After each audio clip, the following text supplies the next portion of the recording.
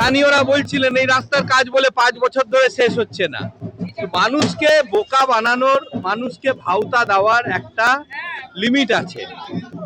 মানুষ স্থিতিবিরক্ত হয়ে গেছে, মানুষ ভোট দিতে চাইছেন, খালি বলছে সব জায়গায় মানুষের একটাই দাবি আমার কাছে, দাদা ভোটটা দেওয়ার ব্যবস্থা করে দিন, বাকি সব আমি দেখে নেব।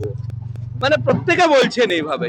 হাতে গোনা আর কয়েকটা দিনের অপেক্ষা, তাই শেষ মুহূর্তের ভোট প্রচারে খামতি রাখতে নারাজ যে কোনো রাজনৈতিক দলই। মিটিং, মিছিল কিংবা র্যালিতেই ভোট যুদ্ধের ঘুঁটি সাজিয়ে নিচ্ছেন প্রার্থীরা। উত্তর দমদমেও যুদ্ধকালীন তৎপরতার সঙ্গে নির্বাচনী প্রচারে বিজেপি প্রার্থী সৌরভ শিকদার।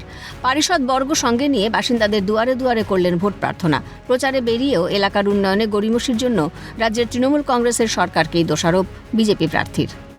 100% তো মানুষের জয়, আমার জয় না, মানুষের জয়ের ব্যাপারে নিশ্চিন্ত। মানুষ আমার সাথে আছে, মানুষের সাথে গত 5 বছর ধরে এই সরকার বঞ্চনা করেছে, এই বঞ্চনার জবাব মানুষ দেবেন।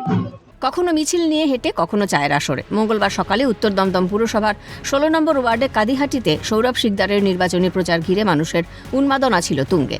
মিছিল ঘিরে ছিল বাসিন্দাদের ভিড়। কেউ দিলেন আগাম জয়ের শুভেচ্ছা, কেউ প্রার্থীকে কাছে পেয়ে করলেন আশীর্বাদ। ভোটের প্রচারেই জনগণের সাড়া পেয়ে জয় নিয়ে আত্মবিশ্বাসী উত্তর দমদমের বিজেপি প্রার্থী সৌরভ শিকদার। শান্তনু সাহার রিপোর্ট, ক্যালকাটা নিউজ।